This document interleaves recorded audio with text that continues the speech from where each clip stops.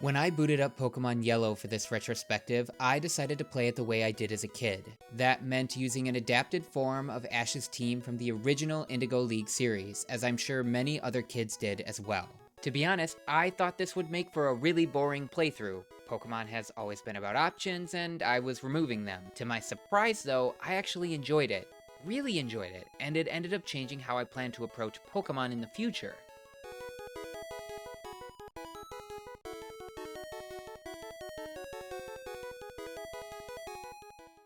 In February 1996, Japan got the first Pokemon games in Red and Green. Later that very year in October, the third installment was released, Blue version. In truth, it was a minor update to the games. It had new sprites, a few bug fixes, and a slew of other changes that improved the overall experience, like a patch in a modern game. This is actually what the rest of the world got in Red and Blue. This was still a time when Pokemon games were released in Japan substantially earlier than everywhere else. Then came Yellow, released in 1998 in Japan, 1999 in North America and Australia, and 2000 in Europe for some reason. And with it came more incremental changes that were, once again, generally good for the game. There were slight rebalances like which levels Pokemon could learn certain moves, and which Mons were available and where. As a kid, I thought this was the ultimate Pokemon game because it let me have Bulbasaur, Charmander, and Squirtle, and I assumed you could catch all original 151 Pokemon in just Yellow. I was wrong, of course. There's a handful that are unobtainable, including pretty rare ones in Jynx, Magmar, and Electabuzz. But the coolest part is that Yellow was based loosely off the anime. There were changes to a variety of encounters to reference specific episodes. A custom sprite of Jessie and James were used for the new rocket battles with a Meowth and the Ekans and Coughing lines. And of course, being required to start with a Pikachu that refuses to stay inside its Pokeball, which would later become a very popular feature within the series. In fact, Yellow's solitary Pikachu was also the catalyst that led to the happiness feature, which would become core to raising and evolving Pokemon in future games. And Pikachu has a lot of emotions that you may never see if you don't know when to check on it. Game Freak does this a lot throughout the years. They do little tests of mechanics that usually have some implication for the future of the series, so if you look hard enough you can usually find hints of later mechanics in earlier entries. When I was a kid, I played games like I was watching an anime. If it had an opening movie, I would watch it every time I booted up the game. I would play with an episodic cadence, trying to end each play session at a logical point, and if it was related to an actual anime, I would follow it as closely as possible. I'm quite sure the way I played Yellow was in no way unique. I wanted to play as Ash. Well, kinda. Something that always bothered me as a kid was that not only did Ash's Pokemon rarely evolve, he was also apparently allergic to having a full team of 6. I'm guessing I wasn't the only one to feel this way. He released a lot of Pokemon, at least in the Indigo League, and apparently Squirtle never even reached level 16. Bulbasaur at least chose not to evolve. As a kid, I thought this was annoying. As an adult, I actually think it was a smart move. It helped prevent them from writing themselves into a corner, both to limit how powerful Ash's team could become and to allow space to invite new Pokemon or special appearances later in the series. It was also probably done to save on animation costs. Not to mention, Squirtle and Bulbasaur are very marketable in their adorable basic evolution forms, whereas Charizard is... well, it's Charizard. It was also a clever way to translate the obedience mechanic because Charmander was previously owned by another trainer. The early seasons of Pokemon actually had some pretty thoughtful writing. In my child brain, Ash's core team in the Indigo League consists of Pikachu, of course, Pidgeotto, Bulbasaur, Squirtle, Charizard, and Butterfree. Yes, I know Ash released Butterfree and everyone cried a whole lot, but that was 21 episodes in. No other Pokemon outside of the core team got that much attention and screen time. Sorry, I got sidetracked. This isn't an essay about the writing choices in the Pokemon anime. It's a Pokemon Yellow retrospective. Plus, the anime pales in comparison to the manga's adaptation of Yellow, which you should totally read.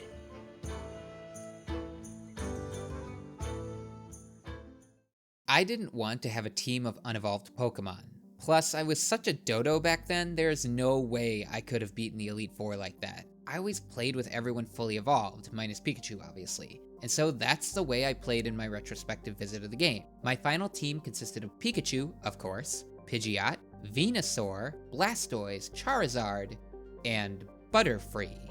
Surprisingly, it felt a lot more restrictive than I thought it would, but it's also a pretty balanced team. There's generally strong Pokemon with okay-ish type distribution, with one major problem at the end of the game. It also opened my eyes to the fact that in a series with as much meaningful choice as Pokemon, the best way to express yourself is sometimes through restriction. This obviously isn't new. Challenges like Nuzlocke or type-locked runs have been around for decades, but I've never enjoyed that type of thing in games. Yet the whole point of my Red and Blue video is that those games are much easier than I remember them being. Honestly, it was a pretty brain-off experience. I mostly just spammed the same moves over and over, occasionally switching what Pokemon I started a battle with to distribute XP differently. So as long as I was using a restrictive team in Yellow, I thought I'd add other restrictions as well. A number of comments on my Red and Blue video mentioned that the game has shift mode on by default, so I decided to turn it to set mode. I'll talk about this in a little bit. I also could not catch any Pokemon other than the core team, couldn't run from any battles, but also couldn't intentionally grind for levels with exactly one exception. I'm willing to bet if you know Yellow, and since you already know my team, you can probably figure out what that point would be in the game. Leave a comment with your guess. Finally, I could not use X items, because otherwise I could just cheese the game with crazy setups. As for challenge runs, this is very light, but it's pretty different from how I've ever played Pokemon, and I wondered what, if any, roadblocks I would encounter. And again, I was worried I wouldn't even enjoy it, but it turns out I loved it, and it made me want to try proper challenge runs in the future. But for now, how did this challenge play out? I want to talk about shift mode first, because it's going to be a short conversation. In case you don't know, shift mode refers to the ability to switch your Pokemon along with an opposing trainer. This only works in the solo game and has never been an option when facing other players. Honestly, set mode was more annoying than hard. It is objectively harder than playing with shift mode, there's no argument to the contrary, but it's not that much harder. It usually felt like it was extending an already inevitable battle because most matchups still ended in 1 to 2 hits, and most battles were sweeps. I was rarely in a situation that I even needed to switch. Occasionally, it would result in an inconvenient status effect, and in very rare cases, I would allow a Pokemon to faint so I could get a safe switch in. I probably won't even be able to find footage of this. Set mode did have me thinking more strategically during certain encounters, but for it to really impact the difficulty, I think you need the permadeath rule of a Nuzlocke. Next up are the X item and grinding restrictions, because they both had very little impact on my run. To be fair, they're mostly there because that's really how I played as a kid. I never thought to grind, and I never paid attention to X items. Again, I was a bit of a dodo bird. Had I used X items, the game would certainly have been easier, but it also just doesn't feel necessary. Grinding would have also made the few challenges I faced trivial, but that kinda defeats the purpose of a restrictive run. With that said, I did allow myself to grind at exactly one point of the game. Last chance to guess. Yes, it was right before Brock. At this point, I was restricted to using Pikachu, Pidgey, and Caterpie. If I had the option to use a Mankey, which is now available on Route 22, I wouldn't have needed to grind. But I needed to evolve Caterpie into Metapod into Butterfree. It only took about 15 minutes of grinding, and my goodness did Butterfree wipe the floor with Brock. Multiple commenters on my Red and Blue video were pointing that out. Beyond Brock, I never felt the pain of not being allowed to grind, and it actually made the game a lot more interesting because XP became a resource to be managed and distributed appropriately. In general, most of the game was actually easier than my Blue playthrough. Honestly, I couldn't tell you why, but I do wonder if the developers made a conscious choice of lowering the difficulty in Yellow. Even the gauntlets were easier, such as Rock Cave and Victory Road. PP was much less of a concern, and I was rarely running back to the Pokemon Center. The gym leaders were generally easier too, though Sabrina was pretty interesting, requiring me to lower Kadabra and Alakazam's accuracy over and over. To be fair, my team was more than 10 levels lower than hers. Koga was also a little tricky, but neither had me wiping it all.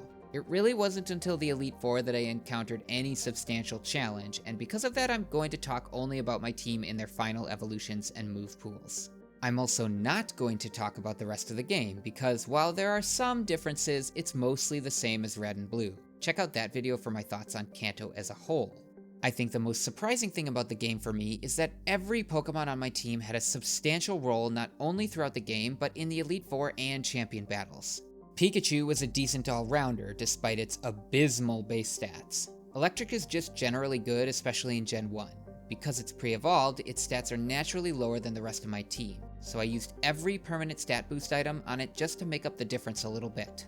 Venusaur and its pre-evolutions had limited usefulness throughout much of the game, but really surged forward in Victory Road and surprised the heck out of me in the Elite Four. The grass typing was almost always helpful, except for one very difficult Pokemon, but the poison typing was a serious hindrance. The weakness to Psychic really slowed Venusaur down. Blastoise was originally going to be my solution to Lance, but it turned out he wasn't as complicated as I expected. It certainly did help, but I taught it Blizzard specifically for this battle, and I ended up literally never using the move, not even once throughout the whole game. The best part of Blastoise was its natural bulkiness, which came in very clutch in multiple instances. Charizard was less useful than I thought it would be. It had really good coverage with strong moves overall, but I honestly used it for Dig most of the time. I just didn't use it that much. I really thought it would be the carry of the team. Pidgeot was a complete glass cannon, and a shockingly good one at that. Fly was powerful, sure, but I was able to rely on Double Edge for a large amount of one-shots. When I wasn't able to exploit a weakness, Pidgeot was usually the answer. And Butterfree. I thought it would be near useless. Stats-wise, it's lacking in almost every department. Its typing is also straight up bad, especially since Bug is generally awful in Gen 1, but it turned out to be a sleeper carry. Access to Psychic moves plus a semi-decent special stat really elevated Butterfree, and Poison Powder was surprisingly helpful too. I taught it Mega Drain for just a little bit of coverage. So, on to the Elite Four then. Lorelei intimidated me right off the bat because she was surprisingly challenging. I figured between Pikachu, Venusaur, and Charizard it would be easy, but I discovered that Charizard is weak to ice moves because fire isn't resistant to ice in Gen 1. I had forgotten about that. Pikachu took out Dugong and weakened Cloyster, who was cleaned up by Pidgeot. Slowbro took out Pidgeot and got cleaned up by Venusaur. Venusaur used Toxic but got knocked out by Jinx, who was one-shot by Charizard. Then we get Lapras, who nearly wiped my team. Charizard crit with Slash and still basically did nothing, and was one-shot by Blizzard. I sent out Butterfree as a sacrifice to revive Pikachu, who at least got a Thunderbolt in for some decent damage before getting one-shot by Takedown. Then I only had Blastoise left. I revived Pikachu just in case and spammed Strength until Lapras went down, despite fighting Confusion. It was a surprisingly close battle that had me nervous about the rest of the Elite Four.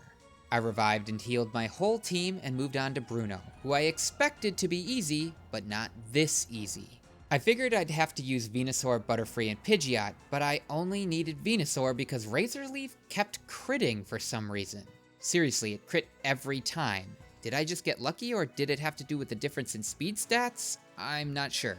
Venusaur essentially one-shotted every Pokemon, aside from Machamp that took 2 hits.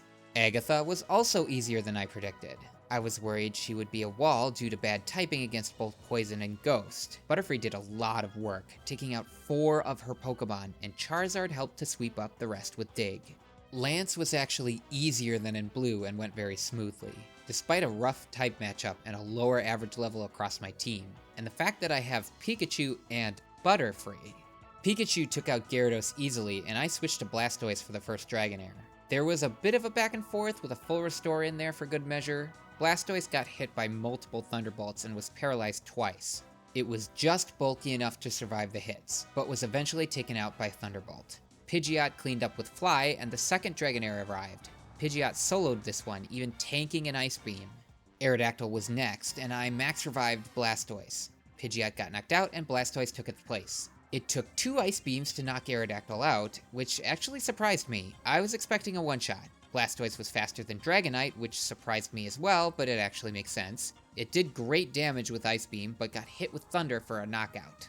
I switched Venusaur in and successfully used Toxic after tanking a Fire Blast. This was key because I then brought out Charizard, which wasn't dealing a lot of damage with Slash despite a crit and was nearly one-shot by Blizzard, but between multiple Slash crits and the poison damage, Dragonite fell. It was a fun battle.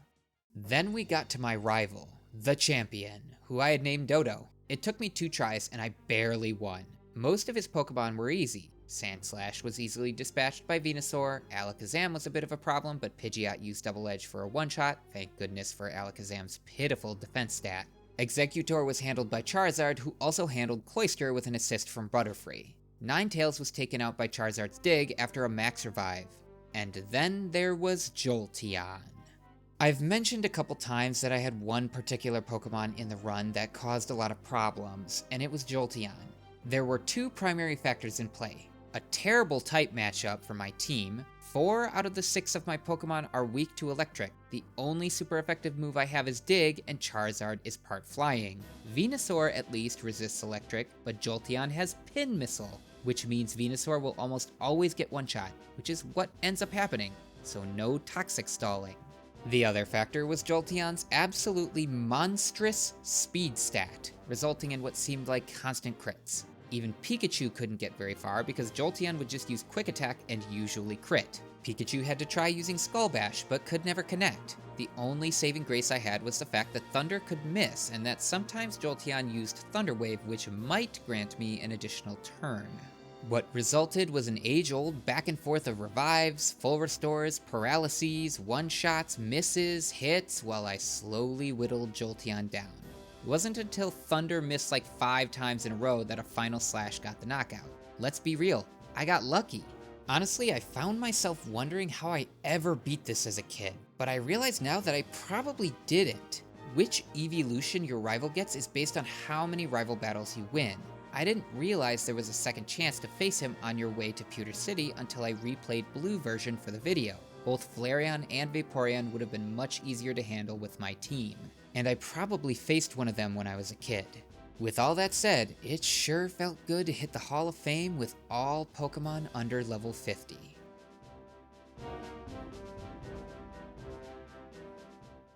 I've never really liked playing with self-imposed restrictions in video games. I prefer my experience to be the one the developers balanced around. But then I tried Hardcore WoW with self-found mode on, and an Iron Man in OSRS, at least a Leagues one, and I enjoyed both. So when I went back to Yellow with the decision to play it like I did as a kid, I was surprised to find that it was, in fact, a game of restrictions. And while most of the game was easy, figuring out how to manage against a brutal fight like Jolteon was super fun and satisfying. And that was just a tiny taste of what a real Pokemon Challenge run would look and feel like. Which made me realize that if I really want to get the most out of this stroll down memory lane, I need to impose new challenges on myself and experience these old games not just how I did as a kid, but in new ways. I want to try a Nuzlocke. Hey, you made it to the end of the video. Let me know if you had any video game rituals as a kid in the comments, and please consider liking and subscribing if you enjoyed this. I also have finally opened YouTube memberships if you're interested, and I have a 100% free Patreon with an optional pledge tier where I'm going to be posting updates and behind the scenes tidbits. Feel free to check it out. Thank you so much for watching.